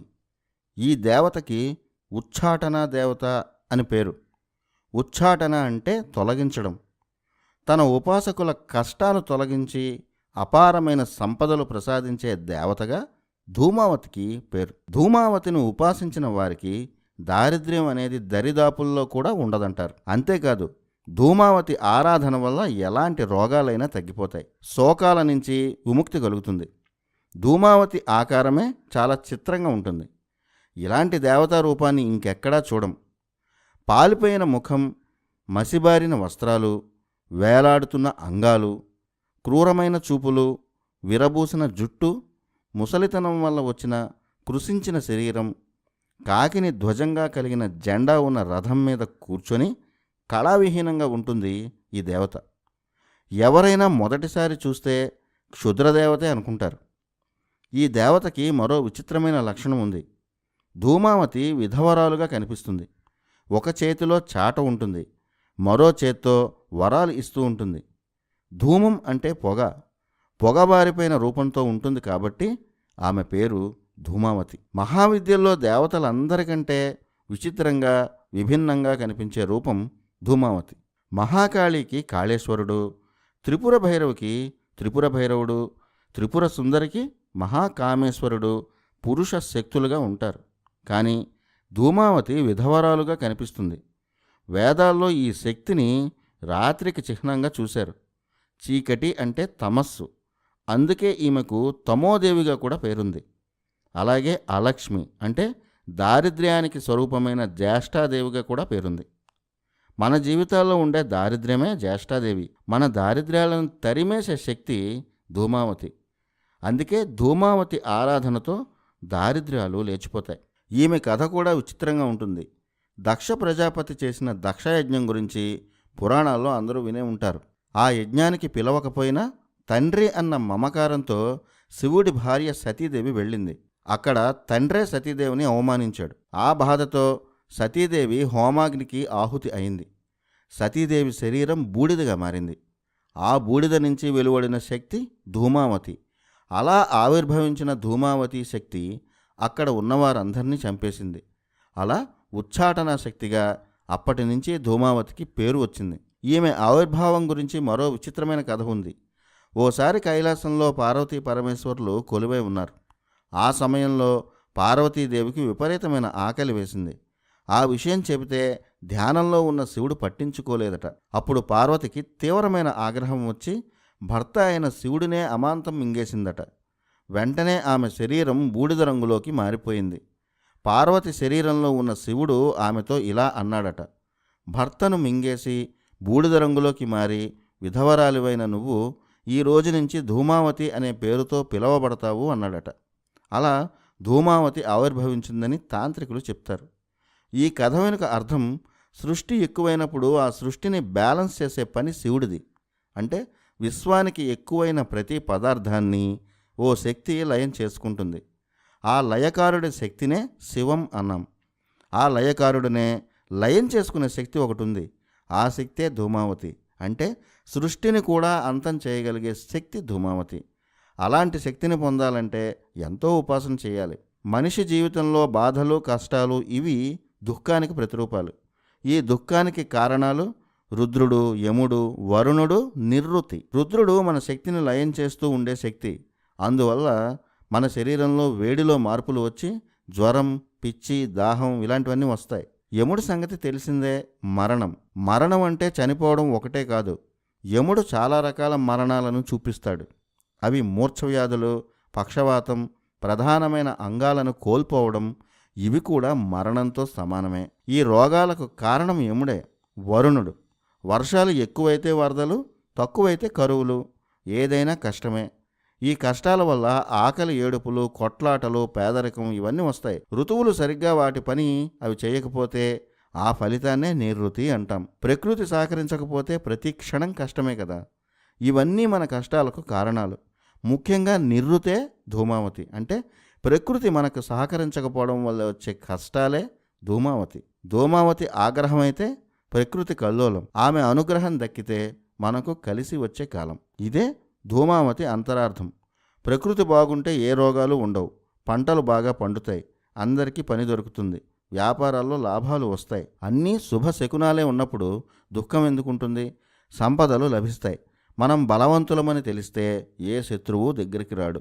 అందువల్లే ధూమావతి ఆరాధన వల్ల ప్రకృతి శక్తుల వల్ల వచ్చే పిచ్చిలాంటి మానసిక రోగాలతో పాటు ఇంట్లో ఉన్న దరిద్రమంతా ఎగిరిపోతుంది అంటారు పండితులు. ఈ సృష్టిలో ఏ వస్తువుని ఉచ్చాటన చెయ్యాలన్నా ధూమావతి ఉపాసన చెయ్యాలని కావ్యకంఠ గణపతి ముని చెప్పేవారు. రమణ మహర్షి శిష్యుడైన ఆయన దశమహావిద్యల్లో నిష్ణాతుడు. దధీచి మహర్షి కుమారుడు పిప్పలాద. ఆయనే ఈ ధూమావతిని మొట్టమొదట దర్శించి ఈ దశమహావిద్య గురించి ప్రపంచానికి చెప్పారు. దశమహావిద్యల్లో కాళీ వృద్ధరూపమే ధూమావతి. అందుకే ధూమావతిని వృద్ధకాళి అని కూడా అంటారు. కాలానికే అతీతమైన శక్తి ధూమావతి. కనిపించేదానికి, కనిపించని దానికి మధ్య ఉన్న రూపమే పొగ. అలాంటి కనిపించని అద్భుత శక్తి ధూమావతి. ఈ ధూమావతిని వరాహముఖంతో కొందరు ఉపాసిస్తారు. ఆమె పేరు ధూమ్రవారాహి. ఆమె మహా ఉగ్ర రూపంలో ఉంటారని ఉపాసకులు చెప్తుంటారు. ధూమావతిని ఉపాసించేటప్పుడు ఏదీ కోరకూడదట, వదిలించాలని కోరాలంట. అంటే పేదరికాన్ని వదిలించాలి, రోగాన్ని వదిలించాలి, శత్రువులను వదిలించాలి, ఇలా కోరుతూ ఉపాసన చేయాలంటారు. మొత్తానికి కాలాన్ని కూడా నియంత్రించే శక్తి ధూమావతి. సృష్టినే కాదు, ప్రకృతిని కూడా నియంత్రించే శక్తి ధూమావతి. ఇది దశమహావిద్యల్లో చిత్రమైన ధూమావతి కథ. దశమహావిద్యల్లో 8వ మహావిద్య బగళాముఖి. పసుపు వర్ణంతో ప్రకాశించే దేవతగా ఈ మహావిద్య ప్రఖ్యాతి చెందింది. ఈ మహావిద్య ఉపాసన చేస్తే శత్రువుల వాక్కు స్తంభించిపోతుందట. ముఖ్యంగా కోర్టు వ్యవహారాల్లో గెలిచేందుకు అటుపక్కవారు తమ గురించి వ్యతిరేకంగా మాట్లాడే వీలు లేకుండా ఉండేందుకు ఈ ఉపాసన చేస్తుంటారని తాంత్రికులు చెప్తుంటారు. ఒక్కోసారి మనం చెప్పాలనుకున్నది కూడా చెప్పలేం. ఏదో అడ్డొస్తుంది. అదేంటో మనకు అర్థం కాదు. మన శరీరంలో కొన్ని నాడులు శరీరంలో వివిధ భాగాలకు కమాండ్స్ ఇస్తాయి. అలా మనం ఏం మాట్లాడాలో కూడా మన మెదడుకి కమాండ్స్ వెళ్తాయి. ఆ కమాండ్స్ని నియంత్రించే శక్తి బగళాముఖి. బగళ అంటే కొంగ. కొంగముఖం కలిగిన దేవత అని ఆమెకు ఆ పేరు వచ్చిందని అంటారు. అయితే మనం చూసే చిత్రాల్లో అమ్మవారి ముఖం కొంగలా ఏమీ ఉండదు. మరో అర్థంలో బగళ అంటే తాడు, ముఖం అంటే మన మాట అనే అర్థం కూడా ఉంది. తాడుతో నోటిని కట్టేస్తుంది కాబట్టి ఆ పేరు వచ్చిందని కొందరు పండితులు అంటారు. ఆమె విగ్రహం లేదా చిత్రం చూసినప్పుడు మనకి ఇది అర్థమవుతుంది. పసుపు రంగు వస్త్రాలు ధరించి ఒక చేత్తో వాదిస్తున్న రాక్షసుడి నాలుకను లాగుతూ మరో చేత్తో ఆ రాక్షసుడిని గదతో మోదుతూ ఈ దేవీ రూపం కనబడుతుంది. అంటే అర్థం శత్రువుల మాటను స్తంభింపచేసే దేవత ఈమె. బగళాముఖి ఆవిర్భావం వెనుక ఒక కథ ఉంది. కృతయుగంలో సృష్టి మొత్తాన్ని నాశనం చేసేంత భయంకరమైన కుంభవృష్టి కురిసిందట. ఆ సమయంలో ఈ సృష్టి అంతా నాశనమైపోతుందనుకున్నారు. విశ్వకారకుడైన విష్ణువు దాన్ని ఎలాగైనా ఆపాలని సౌరాష్ట్రలో హరిద్రా సరోవరం అనే ప్రాంతంలో పరమేశ్వరి గురించి తపస్సు చేశాడు. ఆ తల్లి బకళ రూపంలో ఆయనకి దర్శనమిచ్చి తీవ్రమైన ఆ కుంభవృష్టిని స్తంభింపచేసిందట. అంటే ప్రకృతిని శాసించింది. ఇలా బగళాముఖి విష్ణుమూర్తి తపస్సు వల్ల ఆవిర్భవించింది కాబట్టి ఈమెకి వైష్ణవి అనే పేరు కూడా వచ్చింది. బగళాముఖీదేవిని బ్రహ్మాస్త్రం అని కూడా వ్యవహరిస్తారు. బడబాముఖి, జాతవేదముఖి, ఉల్కాముఖి, బృహద్భానుముఖి అని ఈ దేవికి 5 పేర్లున్నాయి. సృష్టిలో కనిపించే ఉల్కాశక్తి, ప్రకృతిలో తుపానులు సృష్టించే శక్తి, ఇవన్నీ బగళాముఖి శక్తులుగా వివరిస్తారు. బ్రహ్మాస్త్రం అంటే న్యూక్లియర్ వెపన్. విశ్వంలో నిత్యం పెద్ద పెద్ద పేలుళ్ళు సంభవిస్తూ ఉంటాయి. ఆ పేలుళ్ల నుంచి వెలువడే శక్తి బగళాముఖి శక్తి అంటారు. ఆ శబ్దశక్తి మనిషిలో ఎన్నో మార్పులకు కారణమవుతుంది. చిన్నపిల్లలను గట్టిగా కసిరితే వారు ఏడుస్తూ మాట్లాడడం మానేస్తారు. అలాగే బగళాముఖి శబ్దశక్తి మనలో ప్రవేశిస్తే ఎవరైనా భయంతో మాట్లాడకుండా ఉంటారనేది ఈ శక్తి అంతరార్థం. ముఖ్యంగా గతంలో పండిత వాదనలు, వాదోపవాదాలు, చర్చలు జరిగేవి. ఆ పండితులు వాదనలలో తాము నెగ్గేందుకు బగళాముఖిని ఆరాధించేవారు. ఈ బగళాముఖి స్తంభన శక్తికి మూలం. ఈ శక్తి వల్లనే సూర్యమండలం, ఆ మండలం చుట్టూ ఉన్న గ్రహాలు స్తంభించి ఉన్నాయంటారు. అంటే గ్రహాలు వాటి వాటి కక్షల్లో తిరుగుతూ ఉండడానికి అవసరమైన మ్యాగ్నెటిక్ ఫోర్స్, గ్రావిటీకి ప్రతిరూపమే బగళాముఖిగా చెప్పొచ్చు. అందువల్లే సృష్టిని ప్రారంభించినప్పుడు బ్రహ్మాండం అంటే బ్రహ్మ ఈ గ్రహాల అమరికను చూశాడు కాబట్టి ఆయనే మొదట ఈ బగళాముఖిని ఆరాధించాడని పురాణ కథలు చెప్తుంటాయి. అంటే బ్రహ్మాండం బద్దలైనప్పుడు ఏ గ్రహం ఎక్కడ స్తంభించి ఉండాలో నిర్దేశించిన శక్తి బగళాముఖి అంటే విశ్వశక్తి. బ్రహ్మ ద్వారా నారదుడికి ఈ విద్య తెలిసింది. ఆయన సాంఖ్యాయన మహర్షికి ఈ విద్య నేర్పాడు. సాంఖ్యాయన మహర్షి తన సాధనా శక్తితో బగళాతంత్రం అనే గ్రంథాన్ని రచించాడు. ఈ గ్రంథం తంత్రశాస్త్రంలో చాలా ప్రఖ్యాతి చెందింది. బ్రహ్మ, విష్ణు, పరశురాములు ఈ బగళాముఖిని ఉపాసించారు. పరశురాముడి నుంచి బగళాముఖి విద్యను ద్రోణుడు నేర్చుకున్నాడు. మన నోటిలో ఉండే కొండనాలుకను ఇంద్రయోని అంటారు. ఆ కొండనాలుకే బగళాముఖి నివాస స్థలం. కళ్ళు, ముక్కు, చెవుల నాడులన్నీ కలిసే ప్రాంతం కూడా అదే. అందుకే కొండనాలుక చాలా ముఖ్యమైన ప్రాంతం. అక్కడ స్తంభిస్తే కళ్ళు, ముక్కు, చెవులపై కూడా ఆ ప్రభావం ఉంటుంది. సరిగ్గా కనిపించకపోవడం, ఊపిరి ఆడకపోవడం, సరిగ్గా వినిపించకపోవడం వల్ల కన్ఫ్యూజన్లోకి వెళ్ళిపోతాం. అందువల్ల ఏం మాట్లాడాలో కూడా అర్థం కాదు. ఇదే బగళాముఖి విద్య. దశమహావిద్యల్లో తార, బగళాముఖి ఇద్దరూ వాక్కుకి సంబంధించిన దేవతలు. అయితే తార అద్భుతమైన వాక్శక్తిని కలిగిస్తుంది. బగళాముఖి వాక్శక్తిని నిరోధిస్తుంది. అహంకారం ఉన్నవాళ్లకు బగళాముఖి సిద్ధించదని తంత్రశాస్త్రం చెప్తోంది. అసోంలోని కామాఖ్యలో బగళాముఖి దేవాలయం ఉంది. శ్రీ కామాఖ్య కాళీ ఆలయానికి కొంత దూరంలో బగళాముఖి ఆలయం కనిపిస్తుంది. ఆ ఆలయంలో ప్రతిరోజు వామాచారంలో అమ్మవారి పూజలు జరుగుతాయి. అమ్మవారికి ప్రసాదాలుగా మద్యం, మత్స్యం, మాంసాలను సమర్పిస్తారు. కామాఖ్య ఆలయం తర్వాత ఎక్కువ మంది భక్తులు బగళాముఖి ఆలయానికి వెళ్తుంటారు. బగళాముఖి గురించి దశమహావిద్యలపై ఎంతో పరిశోధన చేసిన కావ్యకంఠ గణపతి ముని ఇలా చెప్పేవారు. ఈ దేవి ఉపాసన వల్ల మంత్రసిద్ధి పొందితే ఆ సాధకుడికి పంచభూతాలను అదుపు చేసే శక్తి వస్తుంది. నిప్పుల్లోనూ నీళ్లలోనూ కూడా ఆ సాధకుడు ఉండగలడట. అగ్నిస్తంభన, జలస్తంభన విద్యలు ప్రదర్శించే సిద్ధులు బగళాముఖి ఆరాధకులే. అసలు నిజమైన బగళాముఖి సాధకులు తమ మంత్రసిద్ధిని ఎదుటివారిపై ప్రయోగించరు. మనమే మనకు తెలియకుండా ఏదో ఒకటి మాట్లాడి గొడవలు తెచ్చుకుంటూ ఉంటాం. ఒక్కోసారి మనపై మనకు కంట్రోల్ ఉండదు. అలా కాకుండా ఏది మాట్లాడాలో, ఏ మాటను స్తంభింప చెయ్యాలో అన్నీ తెలుసుకోవాలంటే, ఆ విధంగా మెదడుని కంట్రోల్ చేయాలంటే బగళాముఖిని సాధకులు సాధన చేసేవారు. అంటే మనలో ఉన్న కామక్రోధాలు, అహంకారాలు, ఇలాంటి అంతఃశత్రువులను సంహరించేందుకు దశమహావిద్యల ఉపాసన పనికి వస్తుంది. ఇవి దశమహావిద్యల్లో 8వ విద్య అయిన బగళాముఖి వివరాలు. దశమహావిద్యల్లో 9వ మహావిద్య మాతంగి. ఈ అమ్మవారి పేరు అందరికీ పరిచయమే. వశీకరణ దేవతగా మాతంగికి పేరు. ఈ అమ్మవారికే రాజమాతంగి, లఘుశ్యామల, ఉచ్ఛిష్ట చండాలి అని 3 పేర్లున్నాయి. ఈ మహావిద్య ఉపాసన వల్ల మాటకు విలువ పెరుగుతుంది. ఎవరైనా సరే మాటకు విలువిస్తారు. ఐశ్వర్య ప్రాప్తి పెరుగుతాయంటారు. వశీకరణం సైకాలజీలో హిప్నాటిజం అందరికీ తెలిసిందే. సైకాలజిస్టులు మన ఆలోచనలను వాళ్ళ కంట్రోల్లోకి తెచ్చుకుంటారు. అవసరమైతే మన గతంలోకి కూడా వాళ్ళు తీసుకెళ్తారు. గొప్ప సైకాలజిస్టులు హిప్నాటిజం ద్వారా గత జన్మల కాలానికి కూడా తీసుకెళ్లగలరు. ఈ హిప్నాటిజం కూడా ఒక రకమైన వశీకరణే. ఒక వ్యక్తి ఆలోచనలు ఒక సైకాలజిస్ట్కి వశమవుతాయి. అలాంటిదే మాతాంగి విద్య. ఈ మాతాంగి ఉపాసన సిద్ధించిన వారికి ఒక 100 రెట్ల హిప్నటైజ్ శక్తి వస్తుంది. ఎక్కడి నుంచి అయినా ఎదుటివారి ఆలోచనలను కంట్రోల్ చేయగలరు. ఆ మంత్ర శబ్దానికి అంతటి శక్తి ఉంది. మాతంగి చిత్రం లేదా విగ్రహం చూసేందుకు శాంతరూపంలోనే ఉంటుంది. చక్కని ఆసనం మీద అమ్మవారు కూర్చుంటారు. పక్కనే చిలుక ఉంటుంది. వీణను మీటుతూ కలువ పూల మాలను ధరిస్తారు. ఎర్రని వస్త్రాలను ధరిస్తారు. లేత నలుపు ఛాయగలిగిన ఆకుపచ్చని వర్ణంతో ప్రకాశిస్తారు. అందుకే ఆమెను శ్యామల అని కూడా అంటారు. శ్యామలం అంటే నలుపు. మతంగ మహర్షి ఒక గొప్ప ఋషి. ఆయన కుమార్తె మాతంగి. ఈమె లలితా త్రిపుర సుందరీదేవి మంత్రిని. అంటే లోకాన్ని ఏలే లలితా త్రిపుర సుందరి ఆలోచన మాతంగి. మణిద్వీపంలో లలితా అమ్మవారు కొలువుంటారని పురాణాలు చెప్తుంటాయి. ఈ ద్వీపంలో శ్యామలా రూపంలో మాతంగి కొలువై ఉంటారు. బ్రహ్మాండ పురాణంలో మణిద్వీపం గురించి, మాతంగి మాత గురించి వివరాలు ఉన్నాయి. సమ్మోహన శక్తి మాతంగి. మాతంగి అనే పేరుకి ఆడ ఏనుగు అనే అర్థం కూడా ఉంది. ఏనుగు గణపతి రూపానికి చిహ్నం. గణపతి అంటే గణాలకు అధిపతి. అలాగే విజ్ఞానానికి, విద్యకు చిహ్నం. మాతంగి కూడా విద్యకు, విజ్ఞానానికి ప్రతీక. అందుకే మాతంగి విద్యను అందించే దేవత అని పండితులు అంటారు.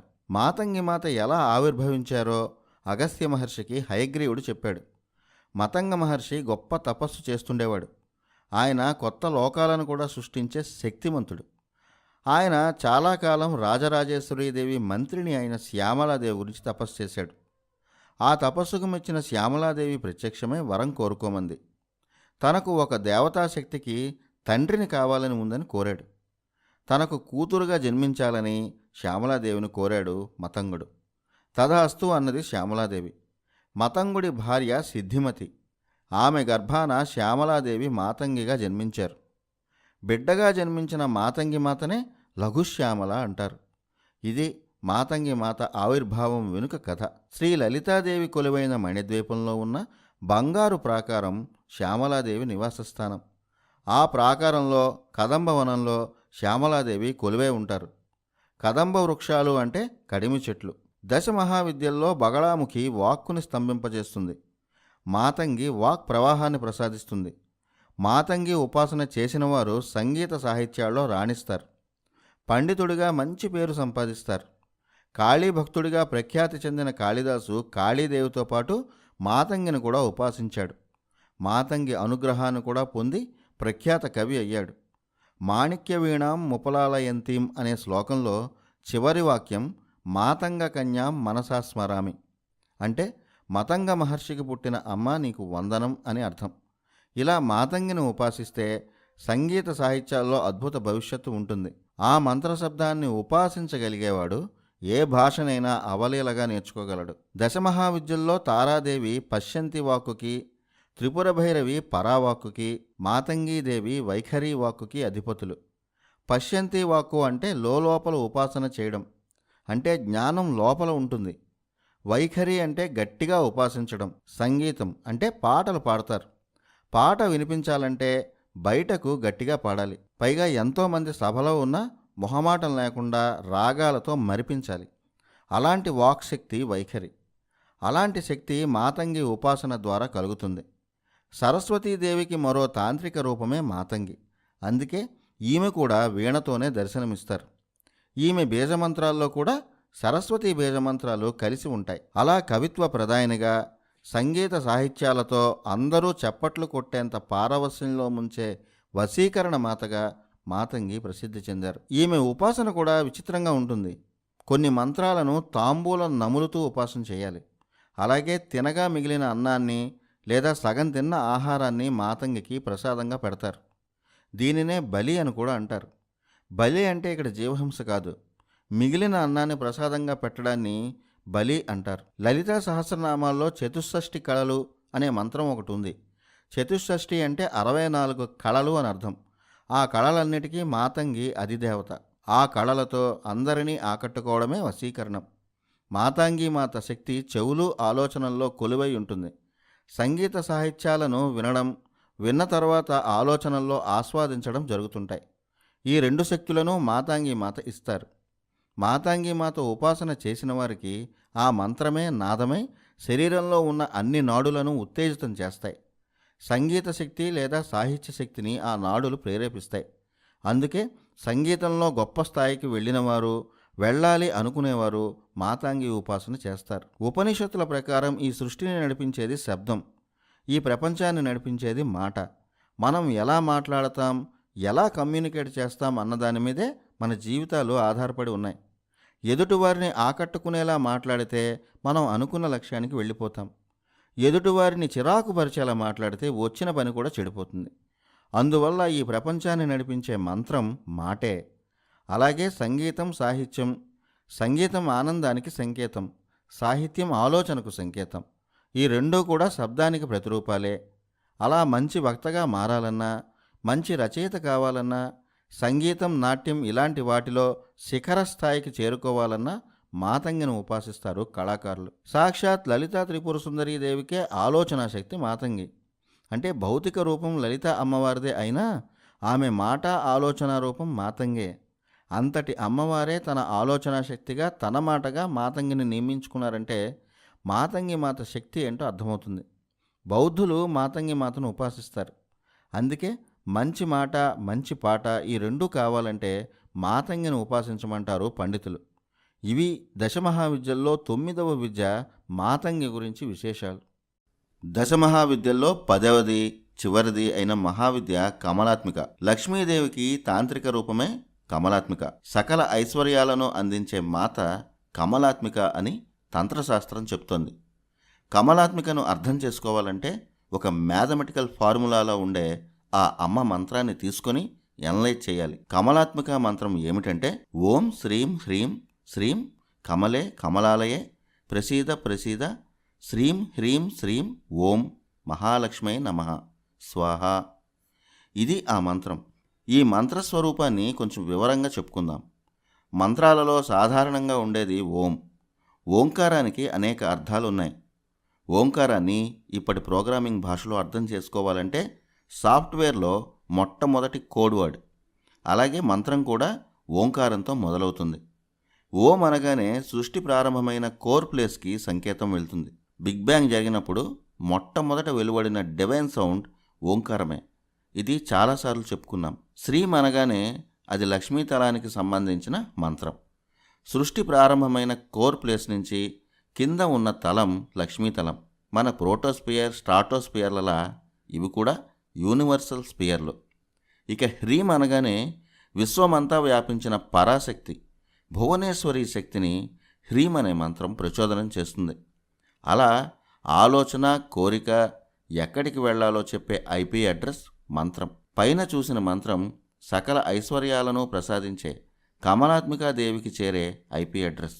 ఓం అనగానే ముందు మన రిక్వెస్ట్ సృష్టి ప్రారంభమైన చోటికి వెళ్తుంది. శ్రీం అనగానే ఆ కోర్ ప్లేస్ నుంచి లక్ష్మీతలానికి కమాండ్ వెళ్తుంది. అక్కడి నుంచి హ్రీం అనగానే లక్ష్మీతలానికి కూడా శక్తినిచ్చే పరాశక్తికి కమాండ్ వెళ్తుంది. ఆ తర్వాత మనం ఎవరిని సెర్చ్ చేస్తున్నామో ఆ దేవత పేరు ఉంటుంది. కమలే కమలాలయే అన్నది అందుకే. ఇది దశమహావిద్యల్లో బీజాక్షరాల వెనుక ఉన్న రహస్యం. బీజాక్షరాలు మహాశక్తిని అనంత సృష్టిలోనూ మనలోని మనశ్శక్తిని సాధకుల్లో ప్రేరేపిస్తాయి. మంత్రసాధన చేసేవారు ఇంటర్నెట్తో కనెక్ట్ అయిన కంప్యూటర్ల బీజమంత్రాలతో విశ్వంతో కనెక్ట్ అవుతారు. ఉపాసన సిద్ధించాక మనకు మనమే చాలా చిన్నవాళ్లలా కనిపిస్తాం. ఈ విశ్వమంత ఆలోచన శక్తి మన వశం అవుతుంది. అలాంటి వారినే మనం యోగులు, మహర్షులు అంటుంటాం. అలాంటి వ్యక్తులకు ఈ విశ్వమే ఒక గూగుల్.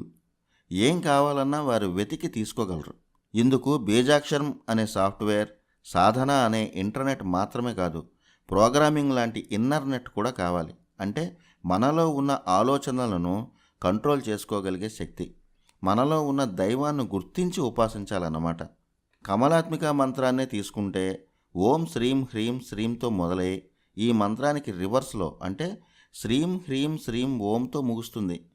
అంటే ఒక ప్రోగ్రామింగ్ కోడ్లా ఓంతో మొదలై ఓంతో ముగుస్తుంది. మన మంత్రం సృష్టి తలాన్ని తాకి మళ్ళీ ఆ శక్తి సృష్టి తలంలోనే ఏకమవుతుంది. అప్పుడే కదా కమాండ్ వెళ్ళేది. ఇలా మంత్రశాస్త్రంలో ప్రతి మంత్రం వెనుక ఇలాంటి కోడ్ ఏదో ఒకటి ఉంటూనే ఉంటుంది. ఈ మంత్రాక్షరాలను వరుసగా రాసి బ్రాకెట్లు పెట్టి చూస్తే మనకు ఆ ఆకారం అంతా కమలం రేకుల్లా కనిపిస్తాయి. లక్ష్మీదేవి ఆసనం కమలమే కదా. కమలాసన పద్మప్రియ కమలాత్మిక. ఇది కమలాత్మిక బీజమంత్రంలో ఉన్న అంతరార్థం. కమలాత్మిక రూపం ఎలా ఉంటుందంటే 4 తెల్ల ఏనుగులు 4 వైపుల నుంచి బంగారు కుండలతో అమ్మవారికి అమృతాభిషేకం చేస్తుంటాయి. వరాలిచ్చే 2 చేతులు, మరో 2 చేతుల్లో కలువ పూలను పట్టుకుని తెల్లని చీర ధరించి పద్మాసనం మీద కూర్చుంటారు అమ్మవారు. సువర్ణ కాంతులతో ప్రకాశించేది కమలాత్మిక. దశమహావిద్యల్లో చాలా సాత్విక రూపం ఈమె. ఈ అమ్మవారిని మొదట దర్శించినది భార్గవ మహర్షి. అందుకే ఈమెను భార్గవి అని కూడా అంటారు. బ్రహ్మ విష్ణు మహేశ్వరులు కూడా ఈమెను ఆరాధించారని వారాహి తంత్రం చెప్తోంది.